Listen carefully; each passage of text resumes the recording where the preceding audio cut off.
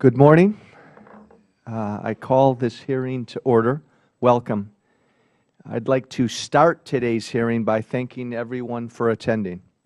Specifically, I'd like to thank our distinguished panel of witnesses for taking time out of their busy schedules to participate in what I believe to be a critical issue facing lenders as they work towards providing capital for our nation's small businesses. On Wednesday, June 8th, in response to a question from J.P. Morgan Chase CEO Jamie Dimon at a bankers conference in Atlanta, Federal Reserve Chairman Ben Bernanke stated that there has never been a study that examined the impact of the new financial regulatory structure on economic growth. For many of us in the room today and on this subcommittee, this statement is very troubling. As we work to grow our economy and create jobs, it's critical that in everything we do, we consider how policies made in Washington will impact small business owners that are struggling to make their businesses successful. Regulations always require a careful balancing act, and here we have two very important concerns to worry about. First, we must make sure that the users of financial products are protected. Small business owners and consumers take advantage of a wide variety of financial products to fund their business. For business owners to succeed, they need to have faith that their financing options will continue to be available when they need them and that their money is secure.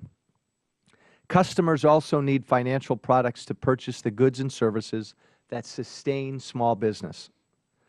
On the other hand, though, is the burden of regulation and compliance costs associated with oversight. A regulation that chokes off all economic activity is not meeting its purpose. If banks stop lending or cut back dramatically in response to regulators, the regulation itself must be reconsidered. While there is always going to be risk in the financial sector, we need to make sure to manage that risk responsibly so that banks are secure and small businesses have confidence that they can obtain the credit necessary to sustain or grow their business. We cannot afford a system where banks are afraid to take risks on small businesses for fear of regulatory reprisal. Today, we will discuss the new financial regulatory structure that was created by the Dodd-Frank Act.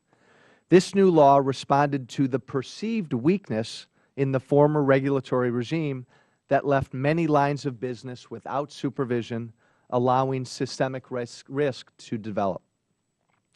We know that the Dodd-Frank Act is over 2,300 pages. Within these pages are requirements for 243 new rulemaking actions and 60 studies. According to GAO, it will cost $1 billion just to implement this new law.